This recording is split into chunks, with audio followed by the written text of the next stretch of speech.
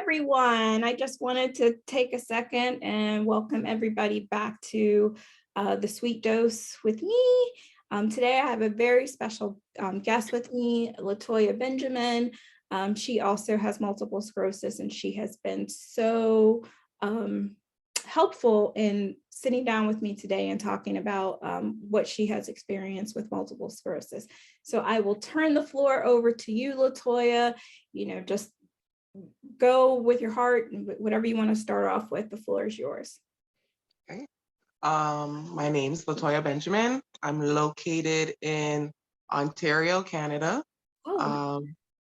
Yeah, I guess most people really know, like, I'm in a smaller borough, but most people recognize it by Toronto. So I was going to say, I actually have a girlfriend that just that relocated here about 4 or 5 years ago from Montreal. yeah, so Toronto, Yeah. Ontario, Canada. Yep. I'm 40 years old. I was diagnosed with MS April 2019. Oh, okay, so fairly recent. Yeah. The neurologist, after looking at my scans, said I've probably had it for about 13 years. That was kind of my diagnosis too. Yeah, but I guess all of the symptoms kind of went unnoticed. It wasn't severe enough for them to realize anything. Mm-hmm. So that's when I was diagnosed. And So what here symptoms? I am. What symptoms were you having that finally got you that diagnosis? Oh, well, I've always had like really bad exhaustion. Okay. My youngest daughter, she's 20 and she has special needs. Okay. So, constant appointments with her, we had nurses in and out of the house. I've always just been So you tired. you chalk that up to just fatigue from your everyday life, that you're That's just. what my actual family doctor told me. In. He told me. Wow. And then I fell and I had an injury where I literally broke every bone in my lower leg. Ooh, how did you do that? Literally, I slipped on a pebble. A And the pet. way I landed, it broke the bones and they came through the skin. Ooh, ooh, ooh. Yeah, so they Like, just removed everything and they put a metal rod in. ooh. So recovering from that, I just started having like numbness in my other leg. Because for that, I was in a wheelchair, then I had a walker, then I had a cane till I did all of my physio and I started walking again.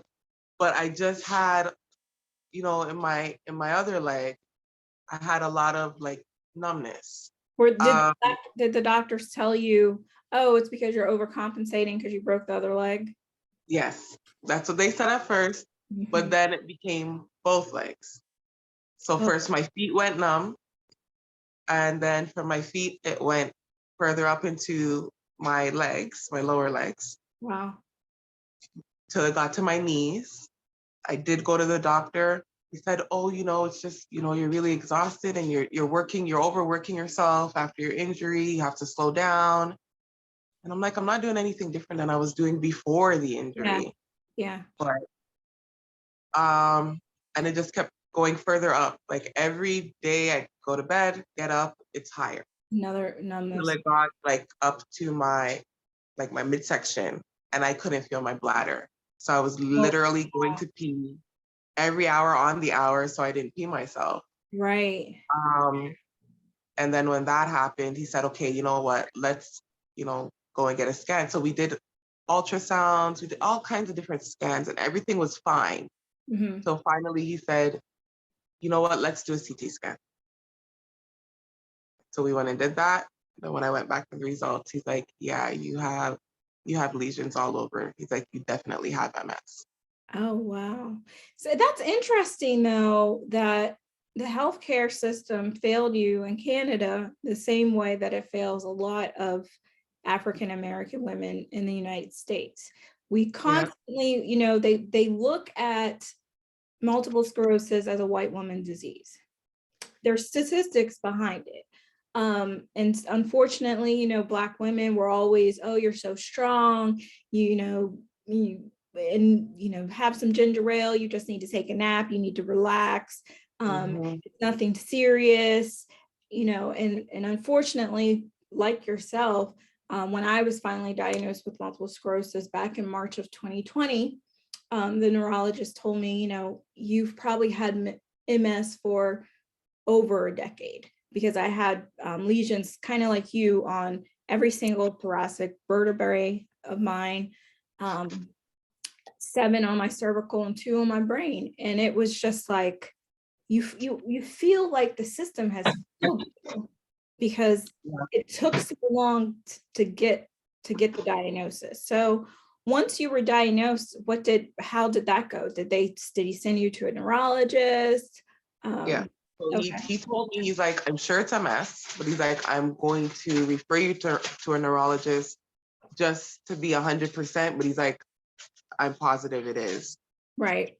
So I was just like, okay, like I was just kind of shocked, Yeah. but I was like, I tried to calm myself down and I'm like, let me see the neurologist first before I concrete anything. Right. And, I did get the appointment and it was 2 months after that I got to see a neurologist. 2 months. Wow. The My waiting lists yeah, are long. my girlfriend that moved from Montreal, she mentioned to me that your system, it could take you guys a really long time to get to a doctor, which is crazy, because at that point, you're probably in the middle of a flare. So did your regular doctor give you steroid infusion or anything like that to calm things down? So you went No. numb for 2 months? Well, no, the numbness only lasted about 3 weeks. Okay. And then after that, it was my arm, my Mm-hmm. left arm. Um, I have a tendency to, like, when I go out, I don't like carrying my purse. So I'll typically just take out my wallet and I stick it under my arm and just clench it there. Mm-hmm. I realized, like,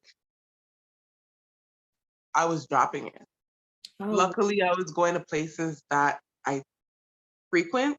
right. So when I drop it, they just kind of hold on to it. And then I'd call them and they say, hey, you did drop your wallet. We have it here behind the register, kind of thing.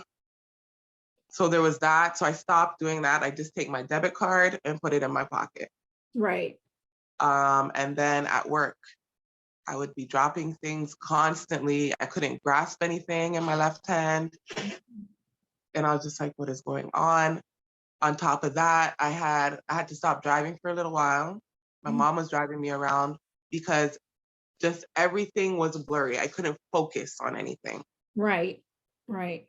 So I was just like, what? Like, yes, he had told me that, but I still wanted to see the neurologist to make sure that I had a concrete, actual like diagnosis from a specialist Yeah. before I just took what he was saying. Right. Um, so I was going through all of those things. Wow. That And must I have saw the been. neurologist and he was like, yeah, these are all like symptoms. And I was like, So how did you cope with the diagnosis when you were initially diagnosed? I know quite a few women that I've talked to already, including myself. I had a deep depression the first year and a half. mhm. Yeah. I think I was trying to like live through it with denial. Um, but there's just so many things that happen to your body and everybody's symptoms are different. Yeah, you can't So ignore. yeah, like when I realized like I really cannot do this, that's when I had to really come to the like conclusion that this is real. Yeah, and I you could. have to live with it. Yeah. And then trying to tell like I told my sisters first. So I'm second of 8. There's a Wow. lot of us. So yeah, so I told 2 of my sisters first, and they were just like, don't worry, like you're strong, you'll make it. Like that's always a thing in my family. You're the strong one, you'll be fine. And then telling my mom is what really broke me because she Mhm. just automatically she doesn't know, she didn't even know what MS was. Right. So when I told her like her hearing MS, she just thought, oh, it's like cancer. She's like, oh, you're gonna die. Like, so she just started with crying, and she didn't talk to me for a few days because she Wow. just couldn't bring herself Well, to. she didn't want, well, she felt like she needed to be strong for you, and she wasn't able to do that. So she needed to kind of take a step back. So, you know, she's supposed to be the strong mom for you, holding you up in your time of need. So, I mean, that's Well, understandable. I am typically her caregiver. I'm the one that takes her to her appointments and gets her medication and like all of that. So like even when I told her, she went silent on the phone. It was actually like a video call. I was talking to her, and then she dropped the phone and she was just crying. And I was like, Mom, I need to see you. I need to talk to you. Right, And one of my sisters actually took the phone and she's like, she doesn't want to talk to you right now. Like she's crying uncontrollably. She can't talk to you. And right. that sister hadn't known yet. So she's like, what did you tell her? And I'm like, I just told her that I've been diagnosed with MS. Yeah, So she's like, yeah, she's really in shock. She'll talk to you later, but she can't talk right now. yeah, So yeah, she kind of avoided me for a while. And then when she finally did talk to me, it was about a week later. Like I told her, I'm like, this doesn't mean death. I'm not gonna right. die. Like Right. I had to really like give her some facts for her Well, to. but you are strong, because in the moment when I was diagnosed, I mean, I was a hot mess. The Mhm. sitting in the neurologist's office, I mean, I sobbed. I was like choking. You know, I had mustered up enough strength to ask her, "Are you sure?" And she's, we're positive. You know, the amount of lesions that you have, it's definitely MS. And, you know, I can remember walking to my car and just crying, sitting in the parking lot and crying. It was a Tuesday. I was supposed to go to work afterwards. And just mentally, I was like, there's no way I'm going into work today.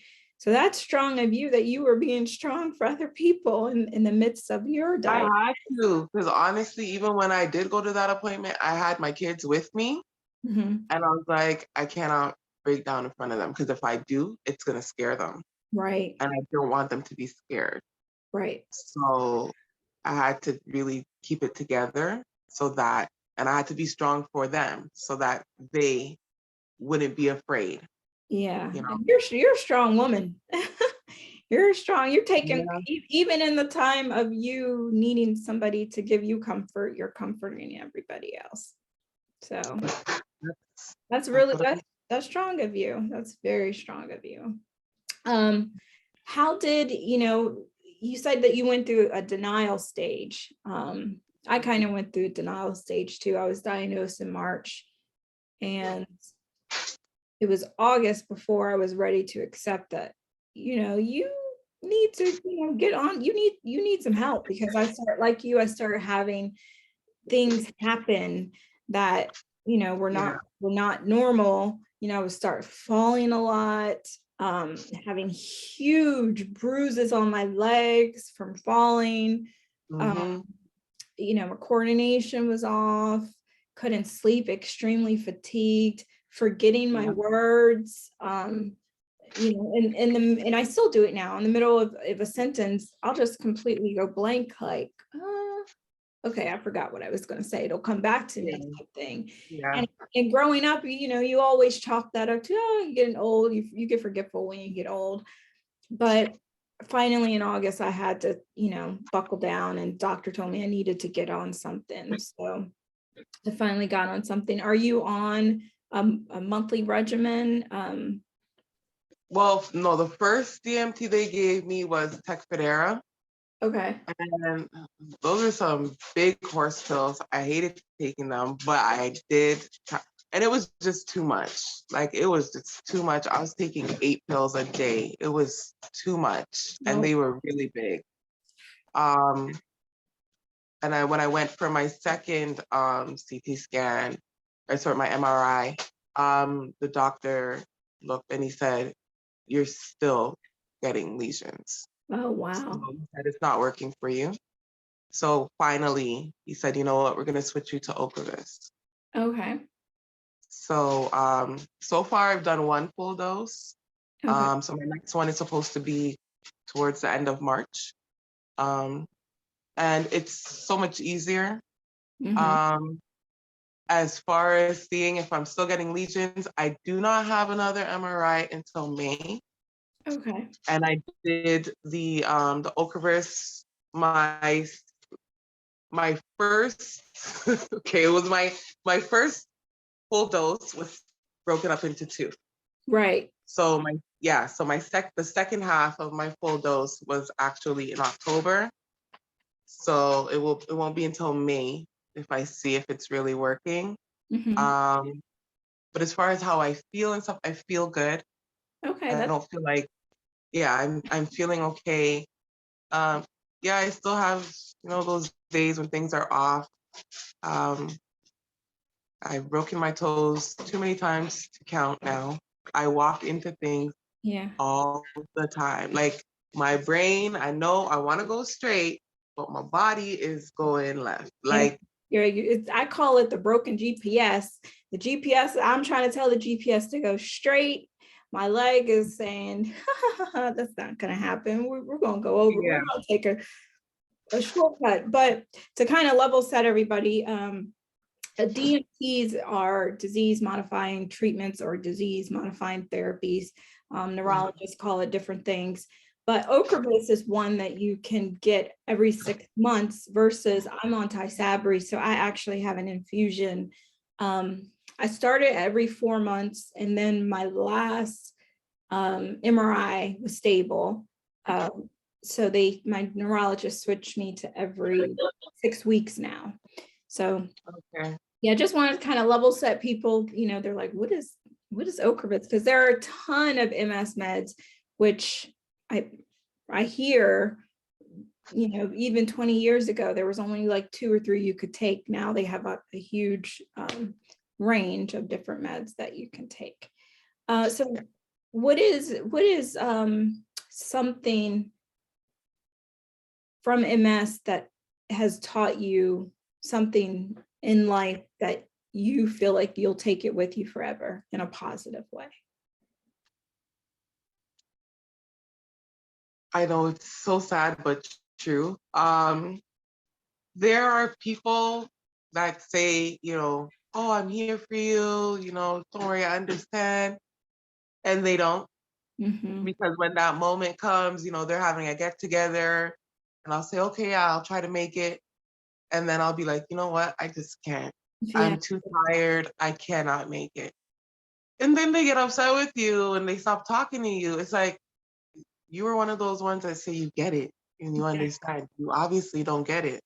Right. Um, so like you really realize the people in your life that really do care and they really do understand. Not that they completely understand MS, but they understand and they're trying to take into consideration what you're going through Yep. and they try to work with you. Yep. I yeah, you hit it on the nail. My cousin comes over every week, every Thursday, and she does stuff for me around the house when she gets off of work, goes grocery shopping for me. My uncle, he lives in Atlanta. I'm actually getting ready to move to Atlanta to live with him because it's getting to the point I can't live by myself anymore because of the falls. But, it definitely puts things in perspective for you about life and about people. And it makes you more appreciative of the ones that genuinely are there for you. And the ones that are not, I don't have any ill feelings towards them. I'm sure you don't either. But you just don't No, I have. don't. I just know that they do not understand and they shouldn't say, that they're taking things into consideration when they're not. Because if you're gonna get upset when I tell you, you know what, I'm exhausted. I cannot make it. If you're Right, gonna get upset about that, no, you don't understand. And you're not trying to take into consideration what I'm dealing with. right, You're just upset. right. Because they want their way and they want what they want. Yeah, that definitely has been something for me too, that, and I don't even, the old Mia, I would have cursed him out. Mm-hmm. I would have cursed him out. But MS has, in some way, it's humbled me, and it's given me a lot more patience for things.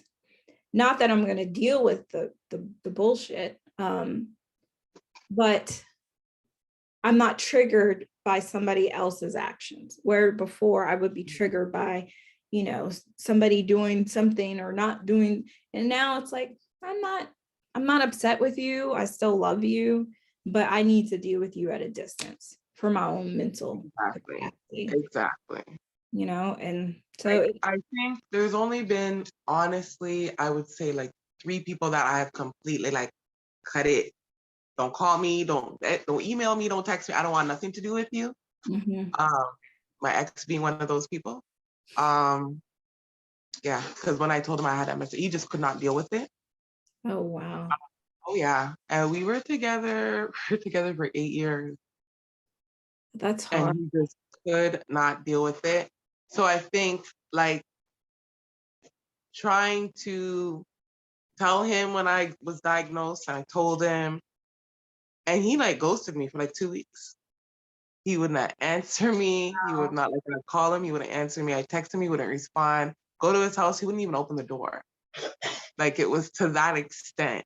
Oh God, you dealt with some serious drama with yours.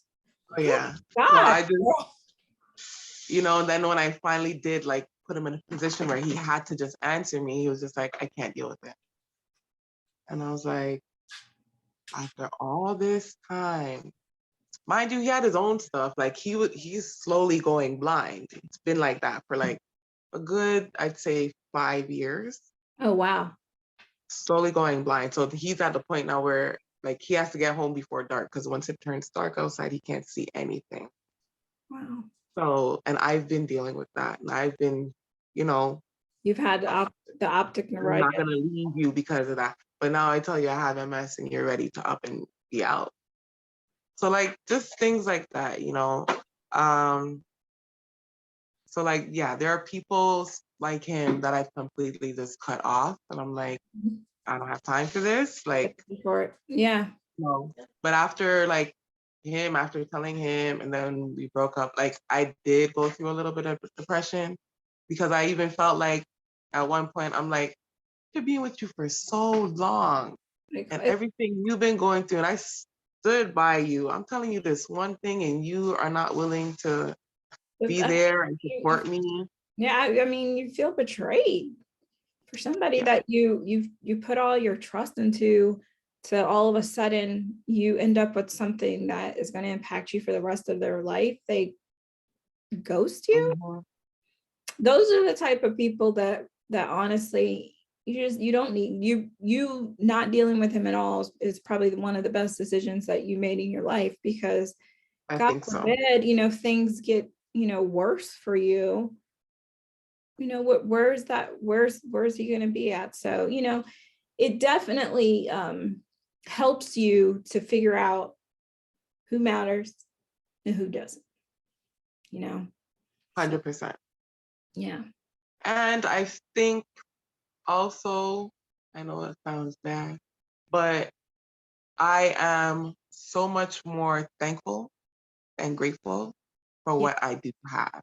Right. I don't think I take things for granted, Anymore. Yeah. um, because even being a part of the MS group on Facebook, for women of color, and just, having conversations with people and seeing what symptoms other people have, some of the things that they've been dealing with. I'm like, you know what? I'm kind of at the mild end of the spectrum Mm-hmm. compared to what some other women are dealing with.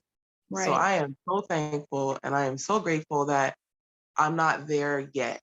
Right. I may be there one day, but right now I'm not. Right. So I'm just thankful for where I am. Mm-hmm. I try to be grateful for the things that I can still do for myself. Right. Yeah. And I do remember that sometimes I can't.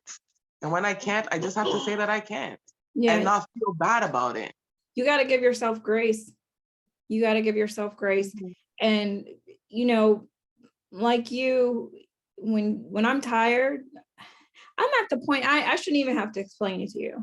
If I don't show up, you know, I'm having a bad day. And if you love me, you really care about me, then that should be enough, you know. You should just get it, understand, and that's it. Like, I'm not doing it like, oh, you know, whatever event or whatever thing that you're doing is not important to me. I am just too exhausted to be a part of it. Right. I can't. I'm too tired. Right. What would you say has been the most difficult in your life since your diagnosis? My kids. Yeah. In particular, my oldest. Because there's times, yeah, she's sitting over there. There's times where she just doesn't want to deal with it. You know, I'll say like, okay, you know, I'm going to get my infusion today. I won't be home to. She's like, yeah, I know. I'm like, why are you being like? She's like, Mom, I don't like talking about it. Yeah, I mean, have you guys gone to therapy as a family to deal with your diagnosis? No, You I don't even think she's open to that right now.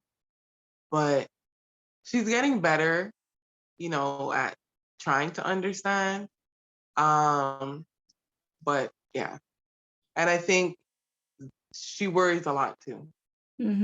Of course. You know, because I go out like by myself or whatever, and she'll be like, you know, she'll call me a million times. How come you're not home yet? When are you coming home? What are you doing? Where are you? Like, and I'm like, wait, am I not the? I'm the parent. I'm the parent. I'm mama. You baby. You don't ask me. But yeah, she does a lot. She'll call me a lot. She's like, where are you? What are you doing? And I'm like, why do you have to question me? But I know she's doing it out of Out of love. sincerity and she actually cares. Yeah, out of She's love. not doing it to be a pain in the butt. But yeah, there's I think that's the hardest. Sometimes she doesn't get it. My youngest, she gets it. And she backtracks a lot. Like she'll be at work and then she'll text me and say, oh, can you pick me up? And then she'll say, oh wait, no, you don't have to. If you're really tired, you don't have to. I understand. If you're in pain, you can go home. It's okay. I get it. Like, you know, and I'm like, it's okay. I said, I'll come for you. I'll be there. I'll be there at 5. I told you I'll pick you up at 5. I'll be there. So just, you know, working things, or sometimes like I'll say, like they'll say, okay, can we spend the day doing this? And I'll say, okay, sure. And then that day comes and I'm like, guys, I'm exhausted. I wanted to do it. I know I said we do it. We just have to reschedule because I am too tired. So let me ask you. They're disappointed sometimes, but yeah.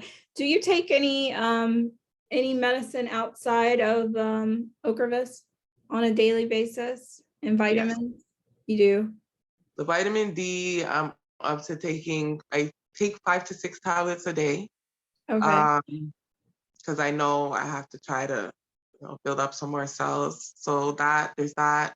I have high blood pressure. I'm on medication for that. Anxiety, I'm on medication for that. Yeah. So those 3 things. So nothing for like the MS to help you with the fatigue or nothing like that? Gabapentin, I'm on that. That makes me yeah, that's my dog. And mine no, for that, the gabapentin, I started taking that because I got to a point where like I would go to bed, I'd be lying in bed trying to fall asleep.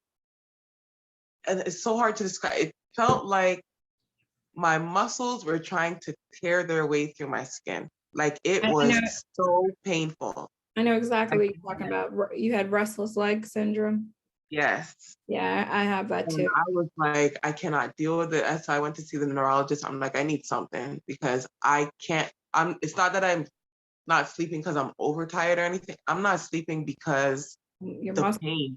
Is bad. So you deal with a lot of spasticity. Yeah. Do you do any physical therapy or anything like that to help? Like stretching at home? I do my own stretching, yeah. But to go to like physiotherapy or something, no. Mhm. It would just be a matter of, yeah, trying to make the time. Yeah, but you Um, gotta make the time because the time is for oh you. no, I know I do. Like to this point now, like I switched for my job. So basically I'm a social worker. I work in group homes. Okay. So when COVID got really bad, I switched and I was doing overnights because on overnights you work alone. Hmm. I was doing that. And then, my sleep pattern was just all over the place. And I was like, okay, I got to get back on days.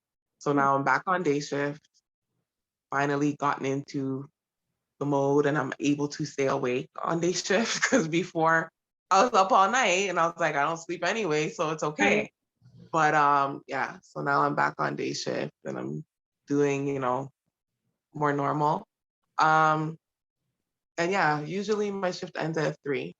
Okay. So now, yeah, if I can find somewhere that's, even on the way home, it would be helpful. Yeah, I mean, Um, do it for you. I mean, it'll, it's a time to make sure that you're still engaged in certain muscles because the mhm, last thing that you don't want to happen is because you're not engaged in certain muscles that you end up losing the ability to use them, right?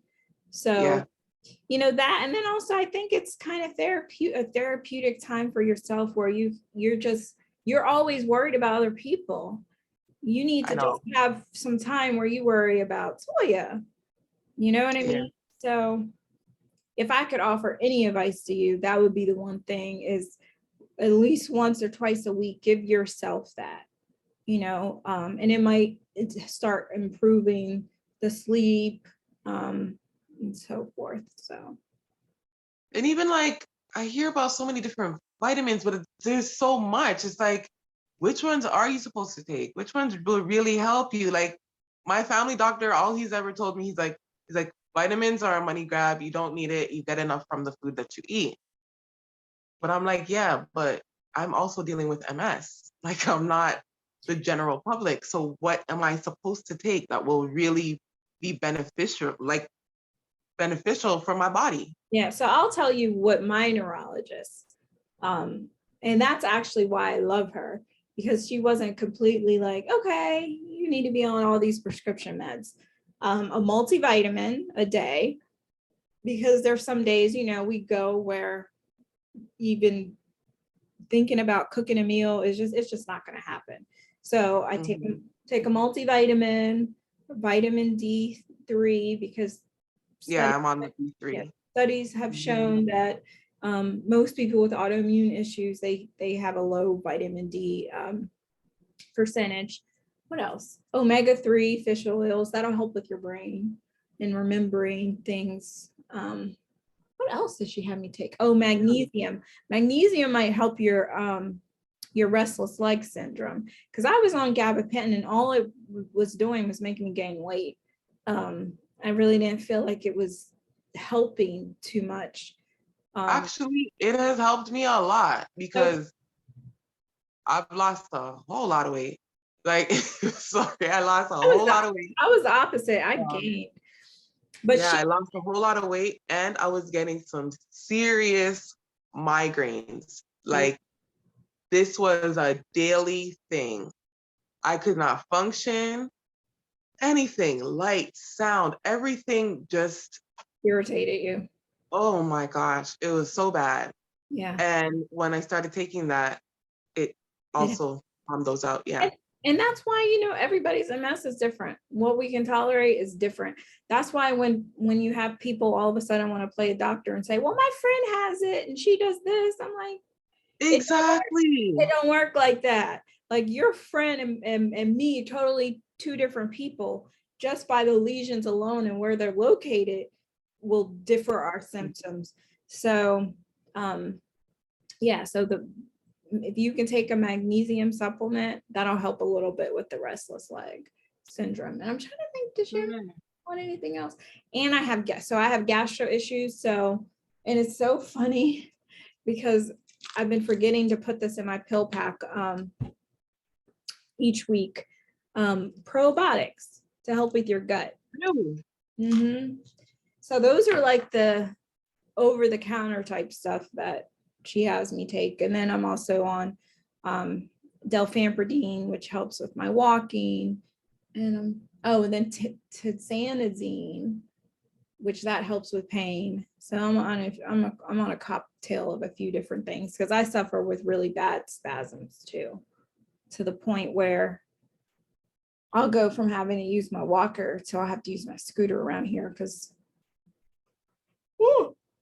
excuse me, because it's the spasms are just too much. So Okay. yeah. Yeah, I feel like everybody's different. Everybody is different. And even when I went and I did, they did the tap on my back, my spine. Final tap. Oh, yeah, I thought that was gonna be like horrid. It wasn't actually.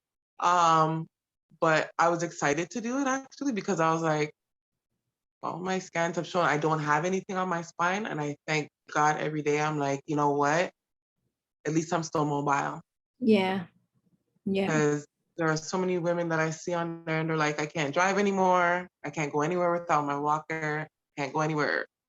And it's just like, God, like I'm so grateful that I don't have to deal with that. I Yeah. mean, if the time comes and it comes, but the fact that I can still have my independence, like I'm so grateful for that. Yeah. And that's been one of the hardest things for me, struggling with always being an independent person to now having to depend on someone. My neurologist did offer some good resources though for me, where I had my car changed over so I can drive with my hands. Okay. I had a lift put in my truck to lift my scooter up because I was killing my back trying to get it into the car all the time. I'm trying to think anything else. Yeah, but therapy, we all have to go through that point. I think therapy is good for everybody, but especially if you have MS, we go through such a roller coaster of emotions where needing to get those under control. Going to therapy helped me a lot. So, And the other thing is that's so difficult is you're in the States, Canada. So the resources and the things that are offered, so different.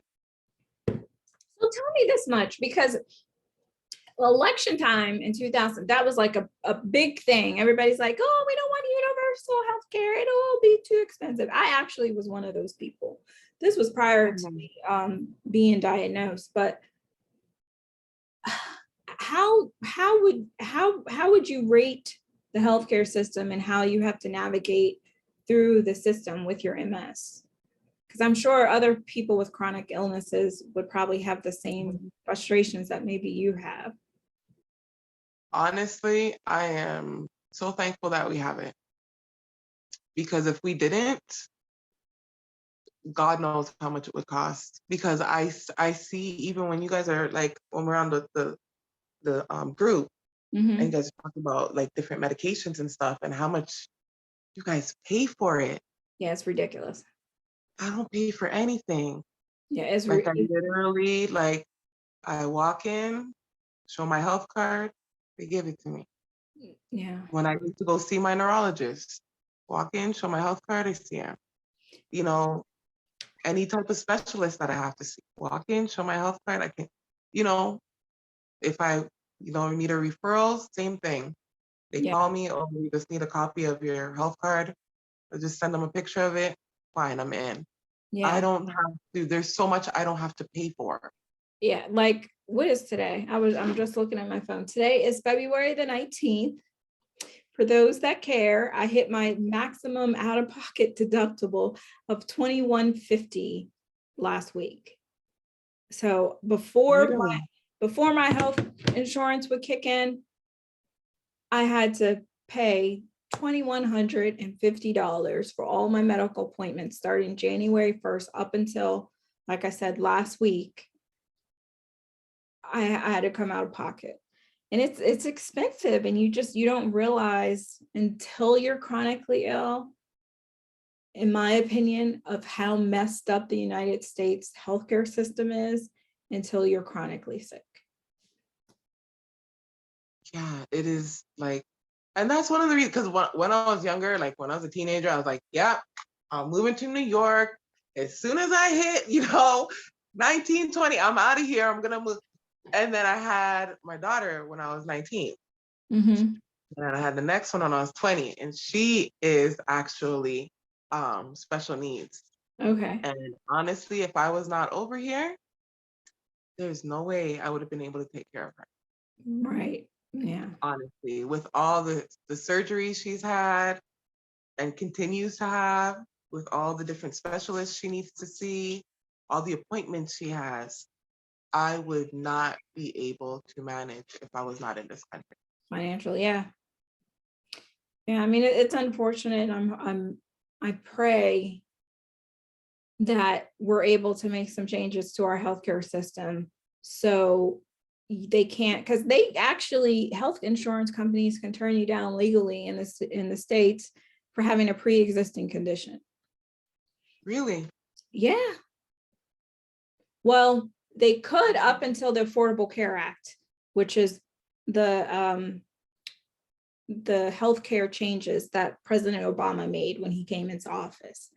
So the stipulation that he had in that bill was you can't turn people down because of pre-existing conditions. And that's something that unfortunately the Republicans in this country want to tear apart, which is going to make people like me and other women and the women of color MS group, it's going to make things a lot more difficult for us to get the resources and the medications and the treatments that we need. So that is ridiculous. Nobody asks to have MS. Nobody asks to have cancer. These are things that it just happens. Like for me, like I think that's when I went through like, that anger. Like, why is this happening to me? I didn't ask for this. What did I do for this to happen to me? Like, yeah. And I was online every day. I'm like trying to go through and I'm like, wait, what did I do to get this? And everything says, like, it's nothing that you do. It's one of those things that just happen. Yeah. Yeah, but I was angry. I did go through that, I think, for a couple of weeks. Mm-hmm. I was just angry. I was angry at everything. I was angry at the world. I was angry at God. Girl, I'm like, why did you do this to me? I have enough on my plate. Why do you have to give me this too? Yeah, I just started back to listening to the word because like you, I was angry with God. I was like, how can you keep putting shit on me? It's just, it's too much. And then questioning like, why, I'm a good person. I know I'm a good person. I try to do completely right by you. Like, why do you keep giving me these burdens? And then people that, and I don't want to say are deserving of some of the stuff, but some people that are just really shitty and they're walking around and still benefiting from, the nasty and dirtiness that they create as people. And then people like us get it. And yeah, I went through a stage where I was mad. I'm like, is there a God anymore? Like, so I completely get what you're saying. But anyway, I want to thank you for taking the time and sitting down with me today and talking about your diagnosis and you're living with multiple sclerosis. I think that it'll bring a lot of awareness to our community that's lacking. So I thank you for that. Thank you for having me. Thank you. I appreciate it. You're welcome. I can't wait until all these start coming out and people can, start putting a face with a name or, and of color. Cause it's like in our community, like when I was diagnosed, I tried to sit and think about Black people that had MS. And only ones I can think of was Montel Williams. I knew he had it. Yeah, Richard Pryor. I was like, okay. I didn't know. Yeah, but that last year I kind of researched different celebs that had it where I didn't know. And my cousin actually, she has MS as well. Oh, really? Yeah, but she doesn't, her symptoms completely different than mine. And she was diagnosed in 2006. So she was able to get treatment a long time ago, where with me, it took so long for diagnosis. I have the issues that I have now because it took so long for them to diagnose me. So, Right. but anyway, we're going to leave this conversation on a good note. I want to thank you again for joining us, and I hope you have a wonderful rest of your weekend. Thank you.